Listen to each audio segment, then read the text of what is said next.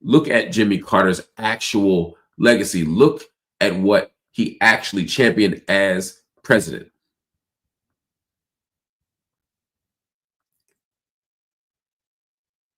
There's nothing that we could say about Jimmy Carter as a US president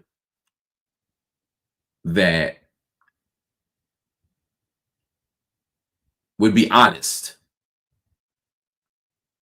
and would also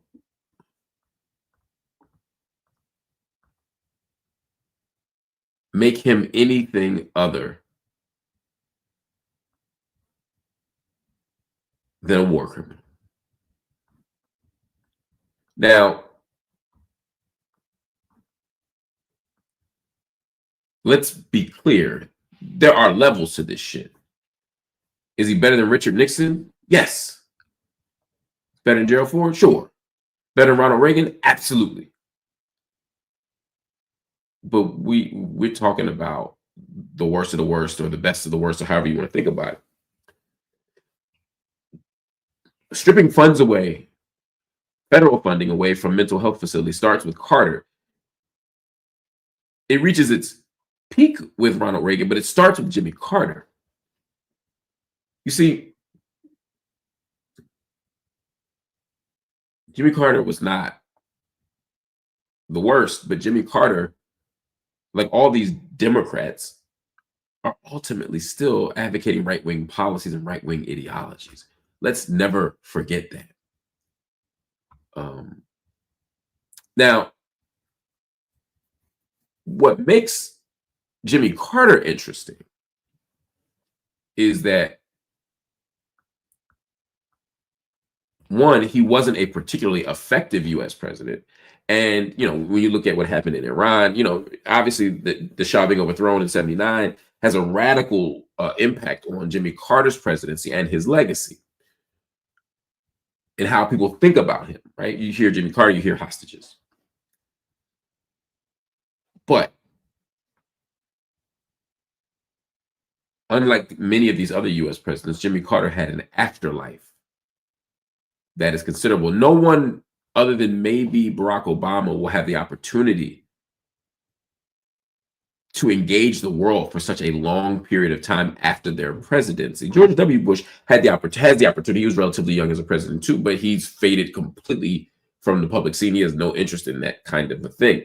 But Jimmy Carter leaves the office in 1980, right? Technically, 1981, January 1981. And he's not been president for 43 years. Almost 44 years. And he has built homes for the unhoused. He has fought on behalf of poor people. He has tried to stop the worst excesses of the Israeli apartheid state.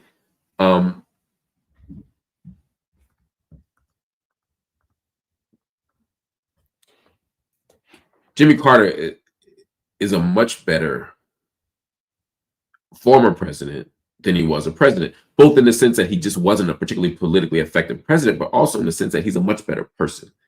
Jimmy Carter lived the seven-day gospel. Jimmy Carter was a devout Christian, and he absolutely believed in Christianity, and he absolutely believed in living his Christian principles every single day. I give him extraordinary credit for that. Jimmy Carter was a rare US president. I didn't know Jimmy Carter, but I've interviewed Jimmy Carter. I've spent time with Jimmy Carter. And I found Jimmy Carter to be sincere, honest, principled. He has a white man shit with him. I remember one time Jimmy Carter told me, he was talking about Africa, and he was talking about doing some important work in Africa, and he was talking about people being in Africa backwards. He used the word backwards. And I think he may have even talking about the jungles and being, backwards in the jungles of Africa before we came and saved them. Some real missionary shit. But at the core, he wanted to leave the world better than he found it. And I had deep love and admiration for Jimmy Carter because of that. I remember even asking Jimmy Carter once on a camera, so it wasn't like a private conversation. you know how he felt about gay marriage, and he said, I believe it. I said, do you think Jesus would approve of gay marriage? And he looked me dead in my face and said, absolutely. Or he said, yes. Jimmy Carter was something else. Jimmy Carter loved his wife. They were together 77 years. She passed away a year ago, I think November of 2023. And he lasted about another year, which is about how long I would have expected at the most that he would last after his beloved wife passed away. He's a special guy. She was a special human being. We got to be honest about that. But in the midst of celebrating Jimmy Carter as a wonderful, beautiful, sweet former president, let us not romanticize or sanitize his political legacy, which, like every manager of empire, comes at the expense of the vulnerable.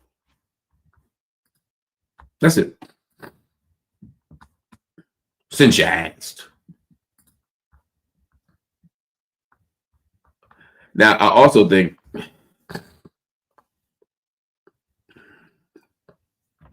it's kind of funny, by the way, just sidetracking note. It's kind of funny that he made sure he died before Donald Trump was president. Like, that motherfucker is not overseeing my funeral. That motherfucker is not. That's what I won't do. I will not. Yeah. I can't say I blame him. I'd be like, you know what? That way, I got how many days? I'd be doing all kinds of shit to make sure I'm mad at his piece. Holding my nose, doing whatever I had to do, man. I don't want no parts of that. So now Joe Biden will be overseeing the funeral of Jimmy Carter. There's obvious jokes there, but I'm gonna be on my best behavior. What's Carter's position on civil war and invasion as they were during his time? What did he do to help or oppose Palestine and Lebanon? That's an interesting question. I mean, I talk about this in my book, Except for Palestine, that I wrote with Mitchell Plitnick. One, we have to be careful, right? Carter's out of office in 1980, so you know, obviously 1982, he's not around. He loses to Reagan, which is fascinating. We could talk about that too. That's a whole other conversation.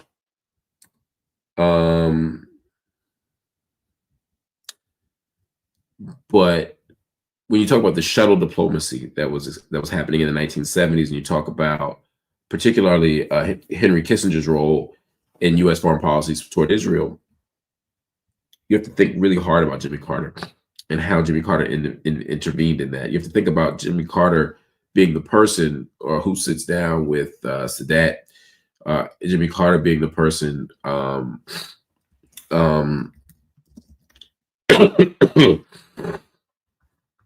so sorry.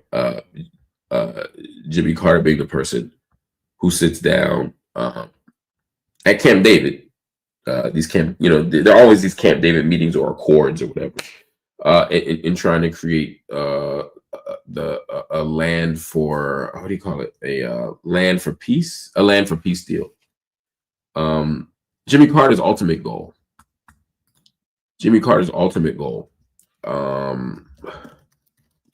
So I'm trying to type headlines at the same time. Jimmy Carter's ultimate goal was to prevent more war in the Middle East. He becomes president in 1976, 3 years after the October War, the Yom Kippur War. And that's when he says, okay, and that's the real first L Israel took, right? You know, obviously they won the 67 war, they won the 48 war. I mean, they lost. I mean, if you talk about the tripartite aggression of 56, the sign, you know, over the Sinai, the Suez crisis, is what I was trying to say. That's it. We could talk about that. I'm trying to, let me stay linear. But ultimately in 1978, Jimmy Carter brings Menachem Begin and Anwar Sadat to the White House to talk about land for peace swaps. And this is how you get the basic framework for one of these major, not the first, but one of these major frameworks for peace in the Middle East, for peace in historic Palestine. Jimmy Carter did as well as anybody could have under those circumstances, given the limitations of not the format, but of the frameworks that are in place. In other words, the Camp David Accords of 78 were they still presumed that the United States was going to be inseparable from Israel. They still presumed that Israel was going to at least keep all of the land acquired, that it is, that all the pre-1967 land, and Israel showed no desire to honor the UN resolutions that should have returned the land acquired in 1967 back to the Palestinian people. And there wasn't a lot of pressure. There wasn't a lot of pressure to give it back for the United States. And we can talk about Kissinger being part of that, but there just wasn't much. This is when the right to exist discourse was really bubbling up. This was when it became important to acknowledge Israel's right to exist, whatever the hell that meant at the time. It wasn't just about territorial integrity anymore. It was about more. You could argue Jimmy Carter did create some peace. I mean, they literally won the Nobel Peace Prize. Begin and Sadat did. There was a peace treaty. This was important because if you think about the relationship between Egypt and Israel since then, it's considerably improved. Relations were normalized. All the shit, right? The Sinai, one of the things taken in 1967, was demilitarized. All of this stuff happens because of Jimmy Carter or because of the Accords. The problem is there was no commitment to the creation of a Palestinian state, the recognition of Israel's right to exist, which would continue to grow and intensify, and people were bending over backwards to acknowledge all the way up to the letters of mutual recognition, which happened right before the Oslo Accords. All of this stuff is happening, but the PLO still hasn't been recognized yet as the official representatives of the Palestinian people. That wouldn't happen for another 15 years. 15 years? Another 13, 15 years. Depending on how you think about the Oslo process. The shit wasn't going nowhere.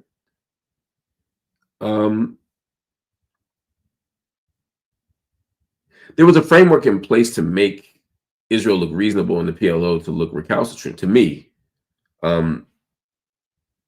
So when you ask me sort of what role Jimmy Carter played, Jimmy Carter wanted the Palestinian people to have a state. Absolutely. Jimmy Carter wanted the Palestinian people to have freedom. Jimmy Carter wanted, and that always says Carter had Israel give back the Sinai to Egypt. Yes, that was part of the negotiation. But remember, the UN Resolution 242 didn't say give back some of the land. It said, and I'm going to quote it to you. Let me pull it up.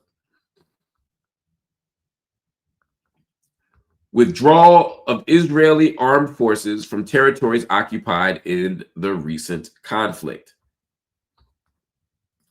That meant everything that was taken in 1967 had to be given back.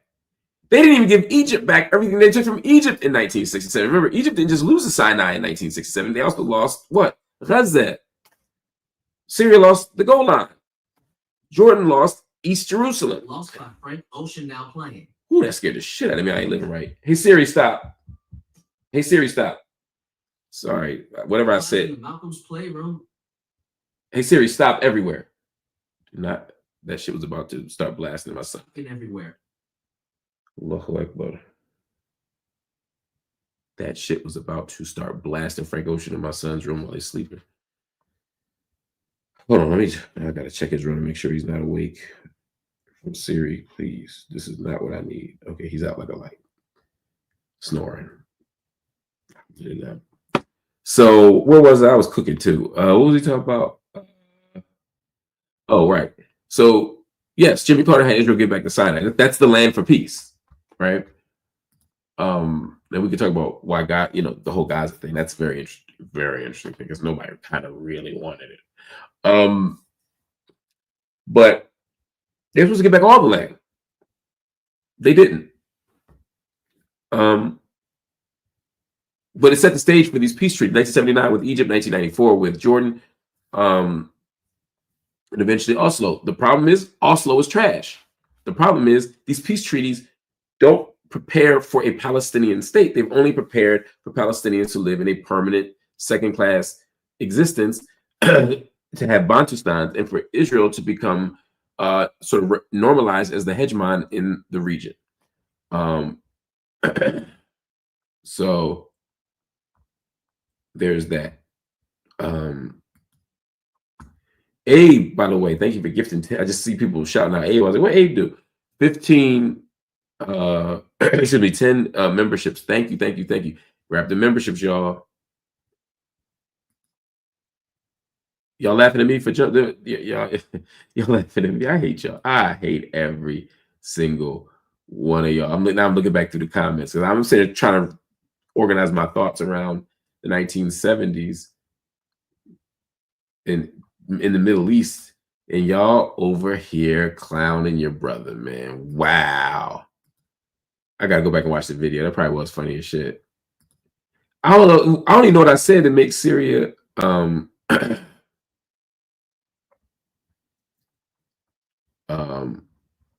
I see. I'm sorry. I thought you were talking about Israel's invasion of Lebanon and Sabra and Shatila. I misunderstood your question, Bob. Bob says civil started in 1975. Was he helping Israel make it to Beirut by 1980? Which faction Lebanon he was supporting? Bring back salt and vinegar. I will bring back the salt and vinegar. I'll be honest with you. I don't know a lot about Jimmy Carter's relationship to the different factions in Lebanon in the mid 70s. That's outside of my area of expertise, and I try to not talk out of my ass. So I'm going to tell you I don't know, but I'll do some research and find out for you and come back hopefully tomorrow with your answer. But I don't know the answer to that off the top of my head. I don't. And I try to be good about that because I see too many people on the internet just say anything. Bro, stop saying Siri. My phone is like, what? See? Exactly. Yeah, it ain't funny when it happened to you. Oh, because I said Syria. I get it. I was like, what is it that I said? Y'all some funny motherfuckers, man. Y'all. Exactly, Kismet. This is what I'm talking about. Yeah, I'm too on edge, but I'm home by myself right now, so it's like nobody should be talking. And my old series be a woman's voice. Now it's the dude. So I especially was like, I was just confused. Anyway, we can move on to another question. K. Dot or Lil Wayne, is K. Dot not there yet? K. Dot, if you're just saying in terms of status, I think pick your poison. Lil Wayne had a run where he was the best rapper in the world, the hottest rapper in the world, making the best music, the best features, the best freestyles, all that shit. Lil Wayne was him. K. Dot is clearly him right now. K. Dot's run is different because he not only has the streets, he also has the critical acclaim. He has the second most Grammys of anybody. He's only under Ye and Jay-Z, who are tied for first. He's winning Pulitzers and shit, but he also obviously has the streets down right now. Who would I take in their prime? I take Wayne. I take Wayne for a song. I take Kendrick for an album. I think Kendrick makes better albums. I think Wayne makes better songs. You know, and that's just that's a preference thing. And I don't think it's wrong to say the opposite or whatever. I just really I love what Lil Wayne could do in his prime more than I love what Kendrick could do in his prime.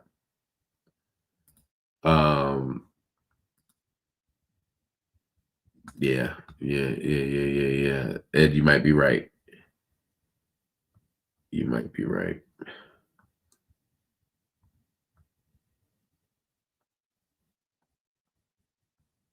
Let's see.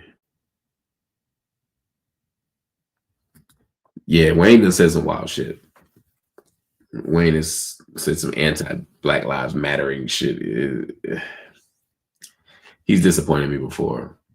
I was more disappointed by him being mad that people are saying Black Lives Matter than I was him endorsing Donald Trump, because I knew why he endorsed Donald Trump. He had a drug charge. He had a felony charge, I'll say, and Donald Trump was going to pardon him if he stood next to him. So I was like, I get that. You know, I'm a principled dude, but if I'm looking at it, 10 years in prison, 5 years in prison, and all I gotta do to not get it is stay next to Donald Trump and do this, I'll take that same picture looking like a hostage that he took. I ain't mad at it. I ain't mad at it, but I understand it. I'm more mad at these rappers out here endorsing Donald Trump for no reason, just glazing them just because they can. Like, that's what I'm not going to do.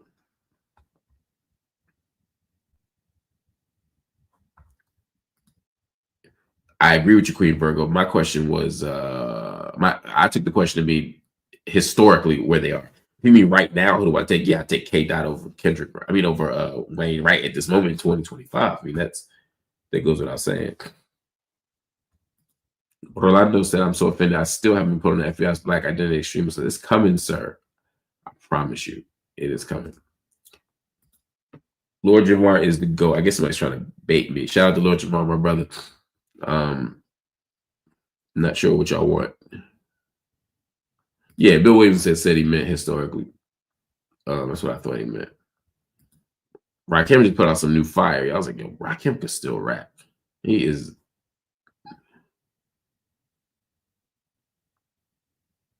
Yeah.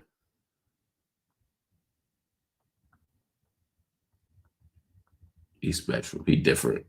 Always has been. Oh, the Iron Dome. I apologize, Rachel. That I was headed your way, and then I lost the plot, as they say. Let me see.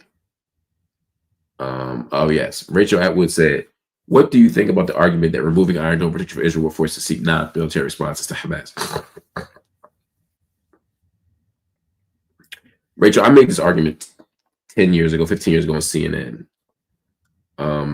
I didn't even make an argument that they should lose it. I just talked the Iron Dome had just been kind of built and created. What I said is, now that Israel has the Iron Dome, it makes it harder to achieve peace because it's not only has a defensive function, but it has inevitably an offensive function. Basically, if they can intercept every Palestinian missile, then they have there's nothing to stop. There's nothing to incentivize them to fight for peace because they're not nearly as much of a threat.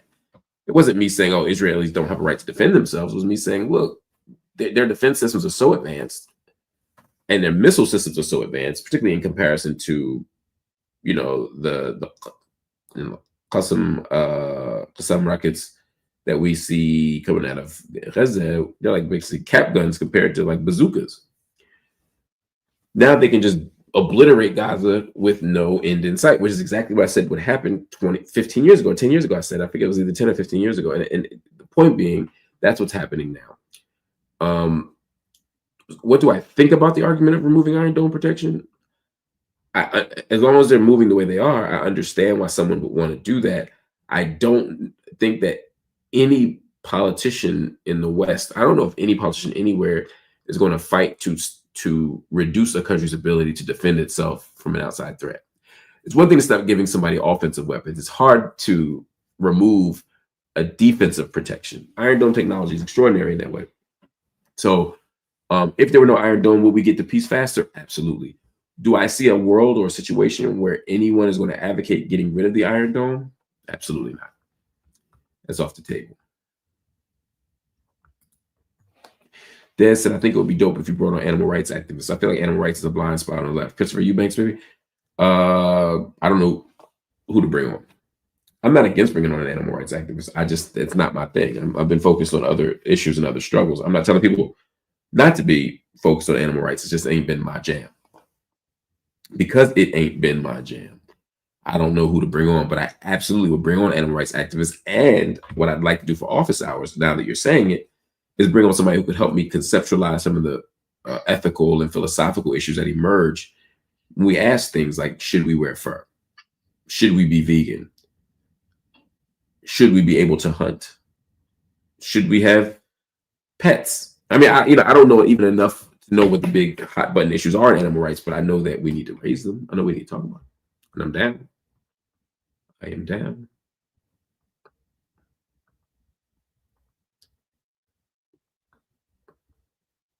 All right, y'all, think I'm gonna call it a night unless y'all got some other stuff. We'll be back on tomorrow where I can pick up and really get into some of these bigger issues as well. I don't want you to feel like I'm avoiding anything, but I'm not feeling great. I'm hearing Suzanne Abu Hawa is an animal activist. Oh, I know she has that wonderful, beautiful dog that she brings to the store and I get hung out with. Many times. I love Susie and I love her dog. So hopefully she can come on and break some shit down for us too.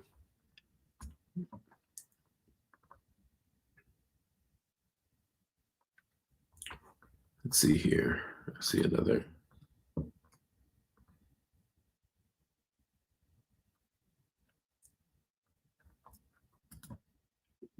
Did you speak with Jank about revealing his studio iPad name purchased in by us in 2018 for advertising? No, I didn't speak about that. I don't know what that means. I don't know what that is. So no, I didn't.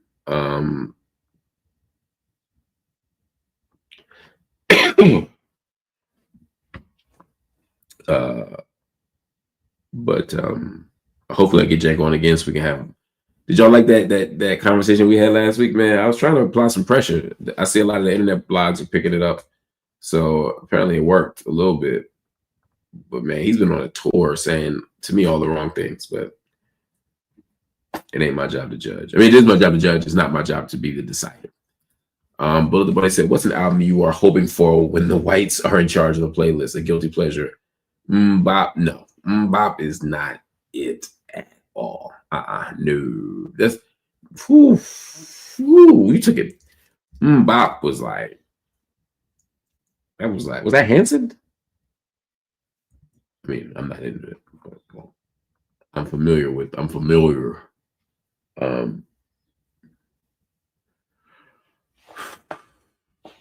do I look? If some Christina Aguilera comes on, I'll be okay with it. Some Maroon 5 come on.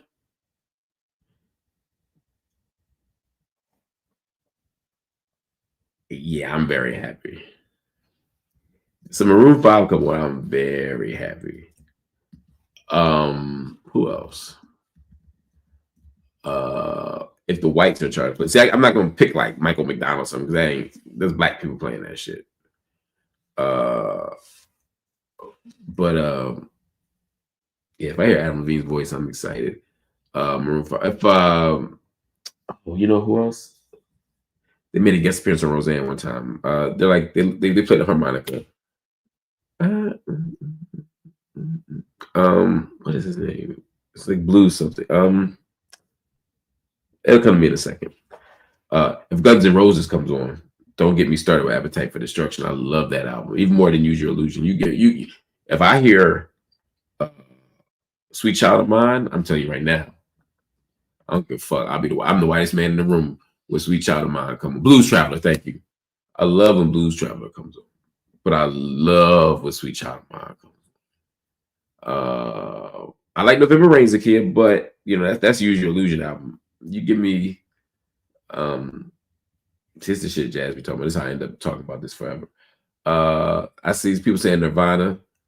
Yeah, I could do some Smells Like Teen Spirit. I'm not counting Tina Marie, y'all. Nope, Tina Marie does not count. Tina Marie is black music. I don't need white people to have the ox for Tina Marie to come on.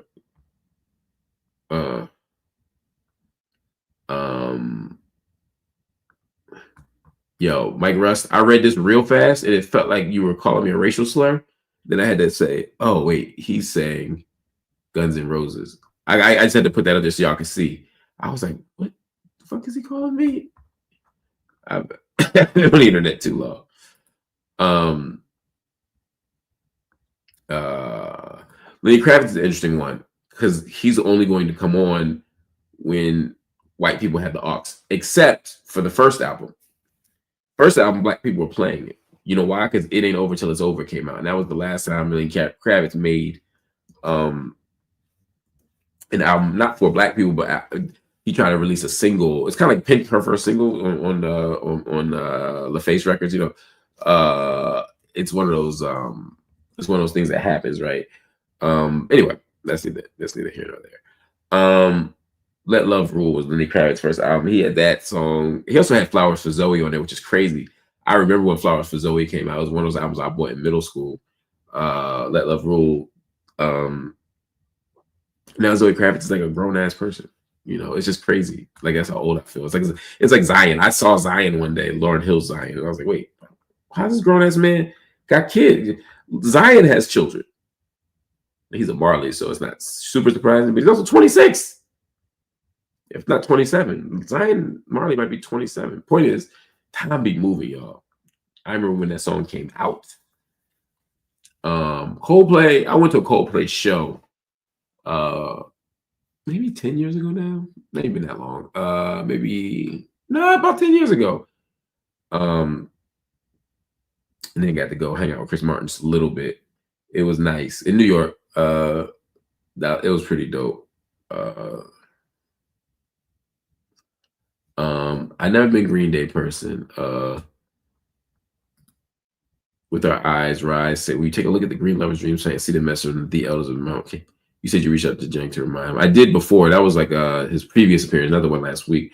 I'll do it again though. I have no problem doing that.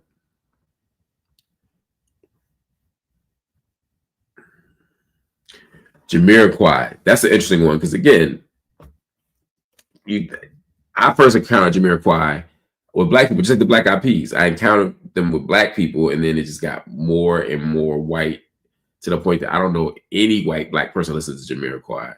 I don't know any black person that listens to Black Eyed Peas, the later Black Eyed Peas, not the first Black Eyed Peas, but like which was like hip hop. But the Fergie Black Eyed Peas was something different. Oh, Latoya said Meatloaf. Woo! Woo! Oh, Meatloaf. So obviously Bad Out of Hell is the big one. But Bad Out of Hell too. Remember Meatloaf made that comeback and he put out, I think his greatest song is I Would Do Anything for Love. There's two versions, right? Because the album version has that long dialogue. The video version, they split on Video Jukebox in Philly, had a shorter banter between him and the woman.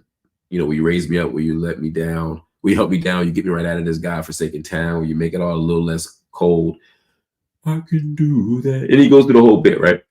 But there's some beautiful, anyway, it's just such a beautiful, I think that whole thing where you make me some magic with your own two hands, will you build me an emerald city with these grains of sand? Will you give me something I can take home? I can do that. Right? Will you cater to every fantasy I got? Will you hose me down with holy water if I get too hot? Will you take me places I've never known? But then, right, after a while, you forget everything. A brief interlude in a midsummer night's dream fling, and you'll see that it's time to move on. No, I won't do that. I know the territory I've been around. It'll all turn to dust, and it'll all fall down. Sooner or later, you'll be screwing around, right? And I don't know.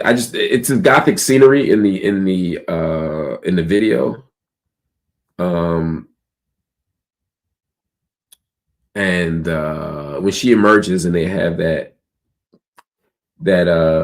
exchange, it's just such a beautiful song. Particularly since the song is called "I Will Do Anything for Love, But I Won't Do That." You have to think through a song like, what is it that he won't do?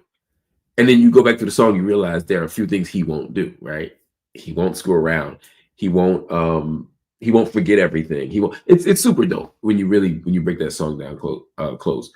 Anyway, what a time! What a time! What a time! Not what I expected to be doing tonight. Not what I expected. I'm trying to tell you, man. Don't get me started about Meatloaf, man. Who else? Yo, let me tell you something about U2. I'm just gonna say U2 has one of, I would argue, the 20 greatest albums of the 20th century. It's that simple. It's that simple. And y'all can say what y'all want, but I don't think you could name 20 albums that are indisputably better than Joshua Tree. Not indisputably better. Look, I was heating up. Let me cook. I didn't say anything.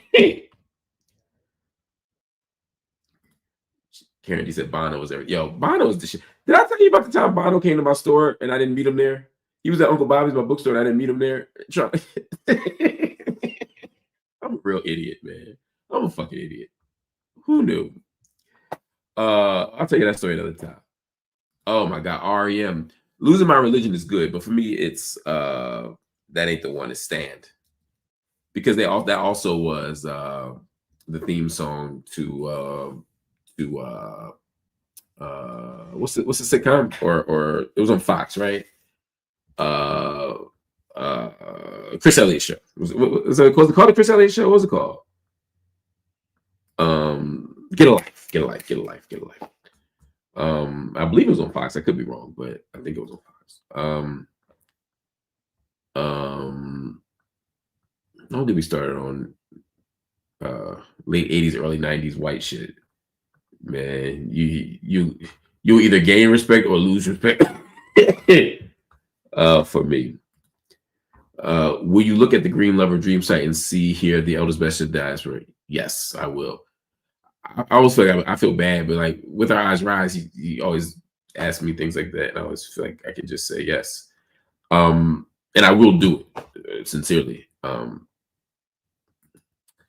Have you seen that TV show? Yes, I watched that Godfather Harlem. Melissa, my wife, bailed on me on it. She didn't love it as much as I did. I actually had the opportunity to hang out with the cast and do a talk back of the first season out in Martha's Vineyard. Maybe whenever the show debuted, it was super dope. The only thing I don't like about the show is the anachronisms. I mean, the shit as a Malcolm X person, like they have Malcolm meeting what's his name at the wrong. Historically doesn't match. Like Malcolm was in prison at the time where they had a meet. It's a few things that just don't match. And the whole storyline with the daughter and Malcolm meeting his daughter, who's on heroin, and I don't know. I feel weird making things up about Malcolm X's life, but that's just me. That might be my own Malcolm shit. Aerosmith. I was not an Aerosmith guy. I knew Aerosmith obviously, but it wasn't my thing. I do not listen to the Cranberries. I do listen to Tears for Fears, as do a lot of Black people. That's the thing about Tears for Fears, right? Again, that's one of the groups that like, yeah, I'm not gonna say it. A lot of Black people in the 80s fuck with Tears for Fears. That's all I'm gonna say. And even when you listen to the samples, I mean, Nas, who else sample Everybody Wants to Rule the World? I mean, there's enough sampling on it to let you know that as well. Steely Dan, that's a win. Pearl Jam, not my shit, but Pearl Jam is no joke. Same thing with Depeche Mode. Man, yes, Michael Stipe was a Bernie bro. John Mayer, sure. Mark, you were very unfair to Jang. No, I wasn't. Who else y'all talk about? Yeah, Zakia. I don't know why they be losing their minds, missing out on you too. Like that's wild. Who else y'all got for me? Oh man, I love the Gap Band. That ain't white music, but I love the Gap Band. Oh my god. Don't even.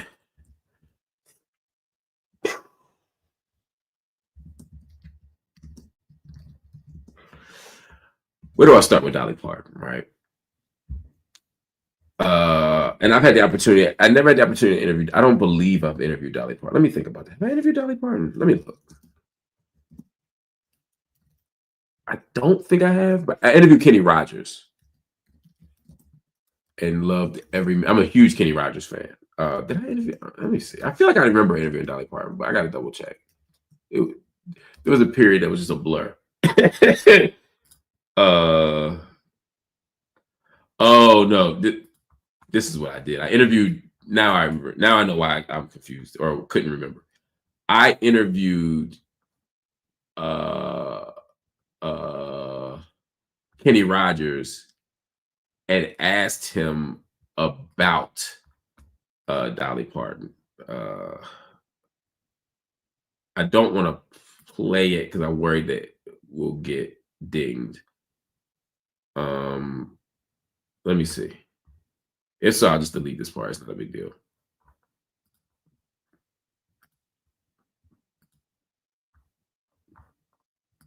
Picked up was you and Dolly singing Islands in the Stream. No, growing up, the first Kenny Rogers song I picked up was you and Dolly singing Islands in the Stream. No, actually, that was the second one. The first one I got was you guys doing a remake of Love Is Strange. Oh, just randomly. Wow. And I was like, these two seem like the perfect duo. You know, we are in so many ways because we're literally, you know, everybody always thought we were having an affair. We worked together for 2 years. I thought you guys were dating. But we didn't. We just teased each other and we flirted with each other for 30 years.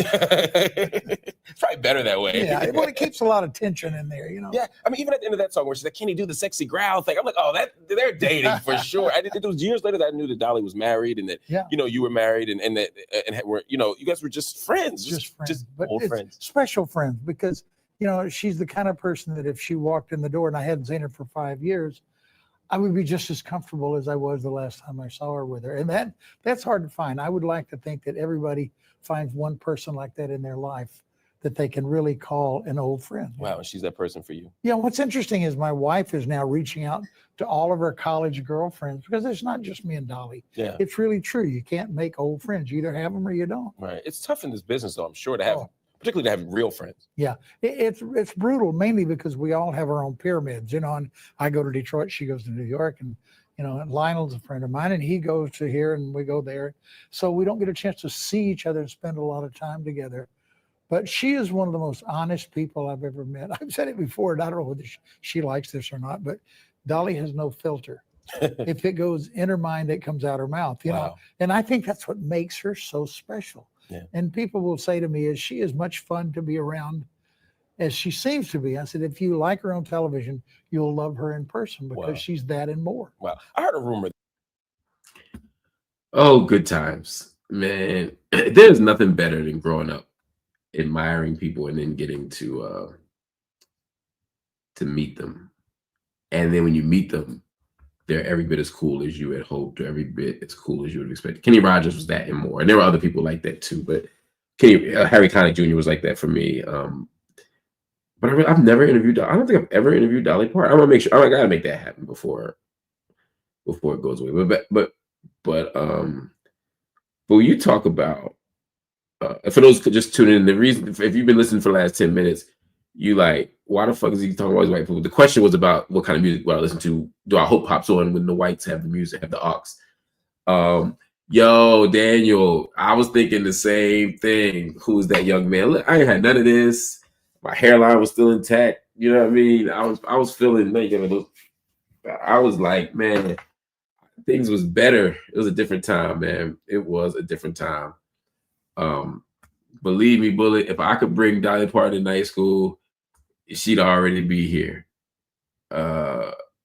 She'd already be. Nelly Furtado, again, that ain't white music, but I love me some Nelly. I love her voice. I'll say I love Nelly Furtado's voice. That interview, Bill, with Kenny Rogers was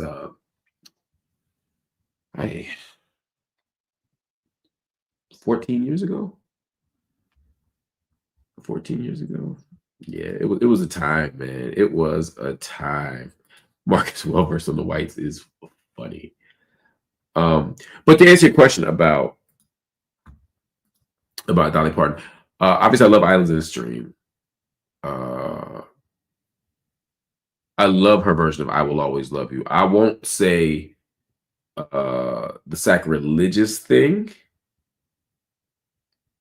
I'll just say I like her version as much as I like Whitney's, but for different reasons. Whitney obviously made that song her own. Whitney outsang the universe on it. I'm not saying Dolly's better than Whitney, but I'm going to say what Whitney did on that song was different than what Dolly did on that song. And Dolly's vocals, were amazing on her version of I Will Always Love You. Second, Jolene, I don't give a fuck what y'all say. Y'all get mad if you want. Beyonce did an amazing job on Jolene, and she changed the lyrics to make it fit her. But her Jolene ain't nowhere near Dolly Parton's Jolene. And of course, we got the 9 to 5s and all that stuff. But there are a few songs as beautiful as Jolene for me. It's so vulnerable and honest and just amazing. Yes, Dolly's is more intimate. That's what I'm trying to say. Because she sounded more vulnerable. And, you know, there's a way that Beyonce is still Queen Bee on that song, right? Like, you know what I mean? But Dolly's like desperate. She's desperate in that way. And there's something beautiful about that. About that. And I do love her and Kenny's verse of Love is Strange. And that's just my own, that's partly my own nostalgia, because that was one of those songs I picked up. I hadn't heard Love is Strange. I hadn't heard Tina Turner and I Do. You know, I hadn't heard so many older versions. The first time I heard it was this Harry Connick. He is a cool mofo. I bought Red Light, Blue Light. That was one of my first albums, and I love his version of You Didn't Know Me When. Was not his version. I think he wrote it. That was another one of those songs that I just love Harry Connick. I love his style.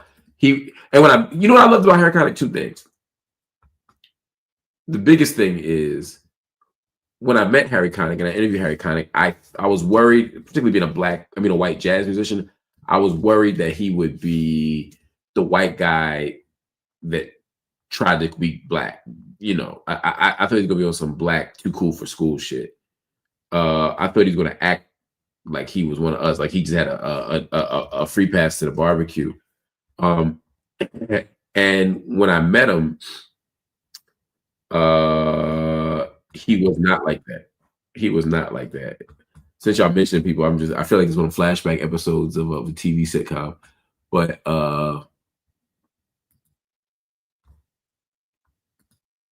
this was another really cool moment.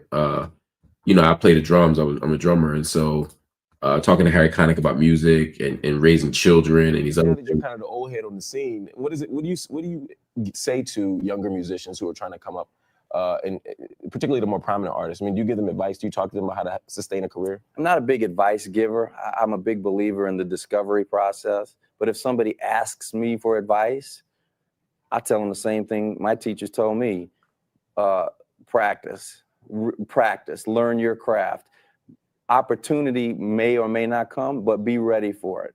Work hard, keep your head down and focus on your work. And eventually your work will speak for itself. But if opportunity comes and you really can't play, or you really can't sing, or you really don't know your craft, they're gonna go on to the next person. Right, because know what you're doing. And if you don't know what you're doing, it may last for a little while, but eventually you're gonna get, it's gonna be revealed. Yeah. It's gonna happen. So, you know, but this is what jazz musicians do and classical musicians. You know, different types of music have different formulas. I don't know what the formula is, but I would tell somebody, just go in the practice room, work on your stuff, and when you come out, you'll be ready. So what do you do with your own kids?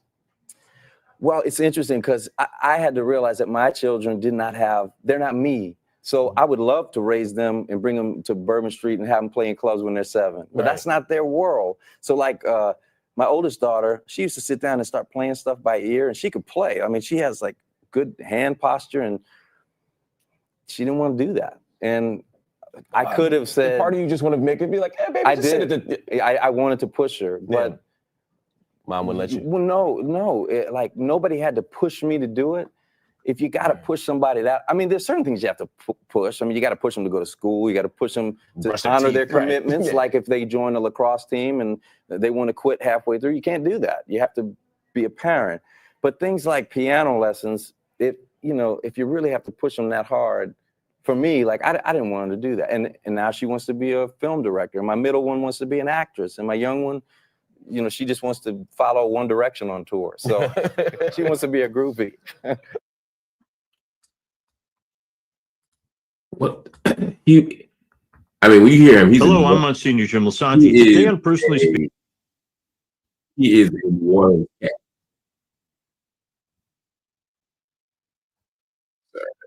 He is a New Orleans dude through and through. It's natural to him. It's not put on. But he doesn't try to be black. He doesn't pretend to be black. You know, I just appreciate he respects the boundaries of the culture.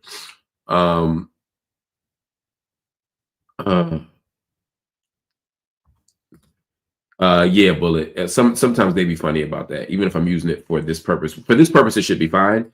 But YouTube don't always pay attention. I don't feel like going through the hullabaloo of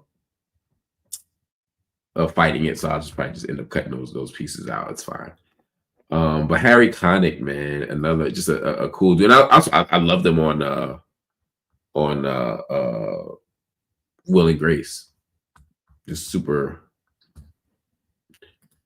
He's authentic, Bill. I can tell you that. And I got to talk a little bit offset with him, talk music with him. Super cool, man. We're drafting Harry Connick. He's on fan for them. It's almost like you want the ones that don't want to get drafted. That's the ones you want to draft, right? I dig it. So anyway, all that to say,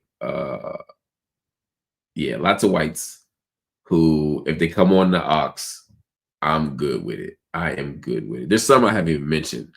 Carly Simon, of course. I can name 100 more, but yeah, but that's a good place. That's a good place to start. I'm trying to see if y'all got anybody else here that I missed.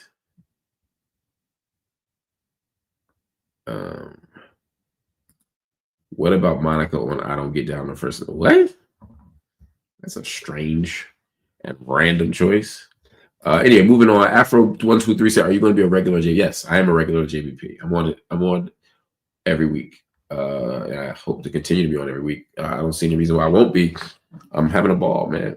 Loved everybody on the cast, having a great time. It's all good. See, Bobby Caldwell is different because Latoya, Bobby Caldwell is not somebody I hope white people put on. Bobby Caldwell is going to come on at the barbecue. He's going to come on at the cabaret. Bobby Caldwell is going to come on at the old school rush, old school lunch hour. You know what I mean? Bobby Caldwell, what you won't do for love is going to come on without a white person in a 50-mile radius.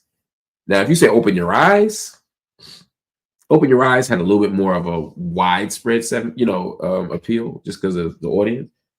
But and I love Open Your Eyes, obviously. I loved it before Common sampled it on The Light, and I loved it after. And I loved it when John Legend remade it. All dope. But what you won't do for love is like some next shit. Joni Mitchell. Look, she never lies, man. I love a lot of Joni Mitchell songs, but I actually do love They Pay Paradise for the Park. What's it called?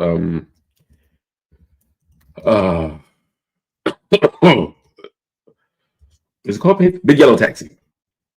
Big Yellow Taxi. I loved it. And I love, and the way they sampled that. Shout out to my brother Q-Tip, who has the same birthday as my son, and Babyface. And one other person who didn't deserve to be mentioned in the same breath as Babyface and Q-Tip, but somebody super dope, just levels. Gabe, I would love to talk to Dr. Joy James. I brought her to Philadelphia for the Bell Hook Symposium. She bodied it. She came over to the house. We had a huge hangout with like Mark Anthony Neal and oh my God, like all the big scholars were there. It was probably maybe 20 people there. And she hung with us. She was so cool. Oh, Van Morrison. Okay. What is your favorite Van Morrison song, y'all? What do y'all like? I'm gonna tell you mine. I'm gonna tell you it's what's my favorite Van Morrison? I like Crazy Love. I think it's Crazy Love. I think it's Crazy Love. I think it's Crazy Love. I think my favorite Van Morrison song might be Crazy Love. And I tell you something. I know all y'all brown-eyed girl people and all that shit.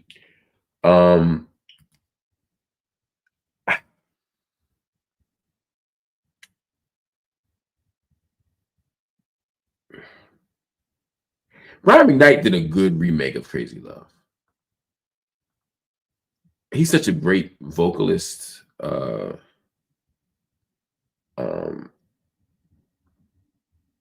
He might be human garbage as a father. I don't know. That seems to be the word on the street. I don't know enough to have an opinion on it.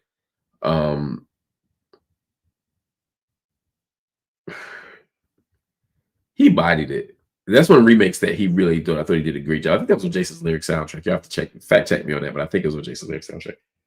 But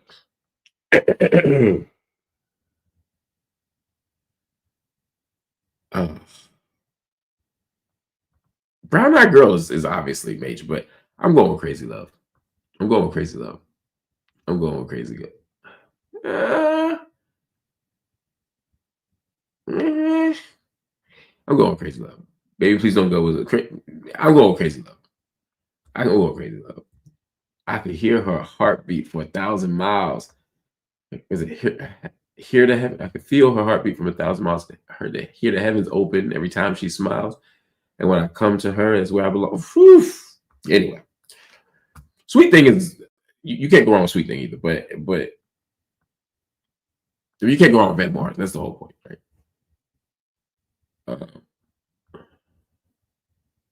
It's a shame we had to cancel Mr. Back at One. Yo, Brian McKnight. I went to a Brian McKnight show one time, talking shit about it too. This is a million years ago. My ex-girlfriend wanted to go. I was like, I'll go to Brian. I'm going to this shit, man.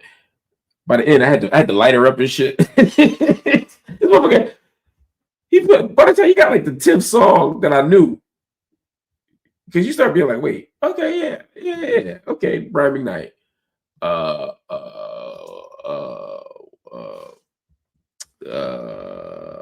Back at One. Then it's like, oh yeah, I do love One Last Cry. I really love One Last Cry. I do love The Only One for Me. I do love Still in Love. I do love Crazy Love, his remake. I do love Anytime. Then you're like, wait, he was on Let It Snow. I forgot he was on Let It Snow. Oh wait, he did You Should Be Mine. A little upbeat, not my jam, but it's still good. Oh my God. Love Is. Whoo. Now that's that shit was so good it made you think, let me not disrespect his I should say he raised the vocal level of his co-star. Kyle Love said Bob Dylan wrote Crazy Love. Van Morrison didn't write either Baby Please Don't Go or Great. Oh, I didn't know that. I don't know that I said Van Morrison wrote Crazy Love. If I did, I didn't mean to. I didn't think I said that. That wasn't what I was trying to go for. Again, Simply Red, Holding Back the Years, that is a black song. You know what I'm saying? That I don't need a white person to play Holding Back the Years, right? Like that comes on. That was on the damn Loving Basketball soundtrack, and people didn't think twice about it. You know what I'm saying? System of a Down. Now y'all talking. Air Supply. Oh, now y'all getting busy over here. Okay. Well, I don't like, yeah, Brian McKnight is trash, but he got some bops. That's what makes it a sacrifice. Okay. The Neville Brothers doing Crazy Love. Now, here's the interesting thing. A white person putting on Tears for Fears or Simply Red, I expect a black person to do that. Conversely, I expect a white person to put on a Neville Brothers, and especially Aaron Neville solo. Crazy Love, I think, is a little too saccharine, and that falsetto shit is a little too much when Aaron starts singing it for Crazy Love. I actually liked Aaron's version of Everybody Plays the Fool, which was initially sang by Main Ingredient, and I believe Cuba Gooding Sr. was in Main Ingredient when they sang Everybody Plays the Fool. They alternated members, but either way, the Neville Brothers version of Everybody Plays the Fool, or Aaron Neville's version, is pretty solid. Again, it's not Main Ingredient, but it ain't not Main Ingredient. I'll tell you that. What else? I love talking. See, this is how y'all end up having me talk. Y'all, I think y'all make me talk music because y'all know I'm not gonna leave you talking music.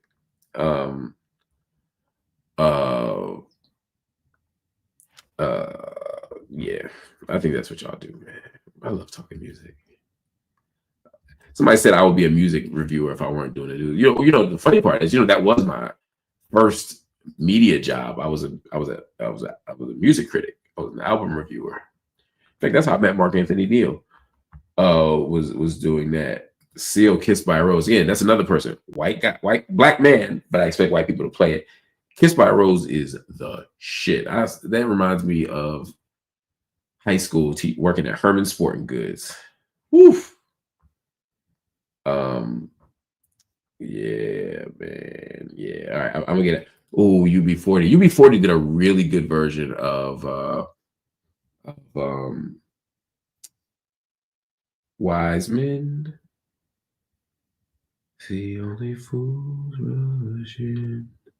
I Can't Help Falling in Love with You. Now, again, y'all gonna be mad at me, but Elvis Presley's version of Can't Help Falling in Love with You on his comeback album, when he's wearing the black leather on stage. This shit is all right. That shit all right. Yeah, I ain't gonna hold you. That shit all right. Wyclef Jean and they did Mona Lisa. That was the song, Mona Lisa. Y'all want me to talk about Fat Joe so bad. I'll get into Fat Joe tomorrow. I gotta really let that breathe. The Police. Okay. Not my kind of group, but not wrong. Not wrong. I get why y'all fuck with the Police. I'm not Hall & Oates. Nope. That goes in the black category. I don't need a white person to put the aux on for that. Music is music is just everything. Rolando said Elvis wearing all that leather, like yo, facts. All right. My secret. I talk all that shit about Elvis. Elvis is a culture vulture, a thief, a liar. I don't know if he's a liar, but he's certainly a thief. He's certainly an appropriator. But Elvis got some bops. I'm sorry. If you put on All Shook Up, well, bless my soul, what's wrong with me? Man, that shit goes. Jailhouse Rock is interesting.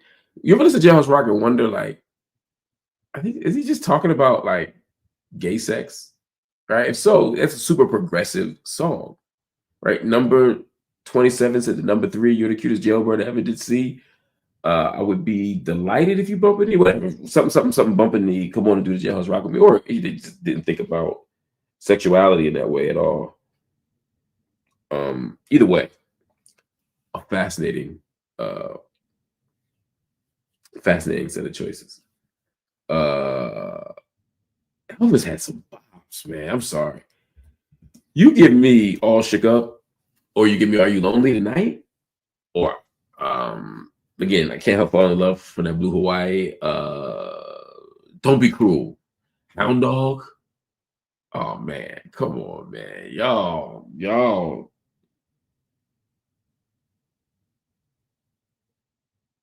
One second.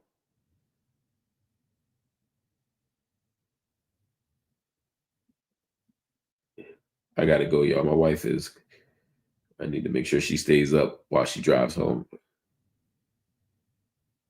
And once I get to the part of the show where I'm quoting Elvis, it's probably time to go anyway. But again, just y'all cannot fuck with Elvis, but let's not. The man was incredibly talented and had some bops. Oh my God, am I into the Bee Gees, man? Now I love Destiny's Child, but and they did a great job with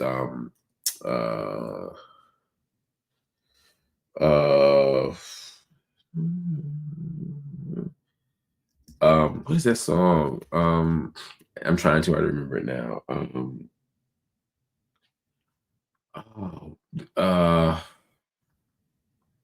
Oh my God, what is that fucking song? Don't tell me. Into the Ocean, Cry Me a River, Into Your Ocean, Lost in Emotion. Is that what it's called? Emotion? Not like Lisa, but like Emotion. Emotion. caught up.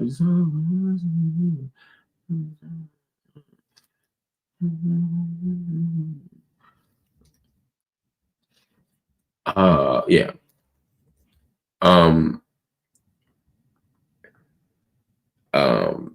Emotion. It's emotion. Yeah, emotion. Caught up. Yeah. Anyway, they the Bee Gees. I mean, everybody does Staying Alive and all that shit, but emotion for me is my shit. They got at least 5 strong tracks that I could rock with forever. Like that could go on my island. All right, y'all. Anyway, I gotta go. I love music. I love my wife more. See y'all later. Bye.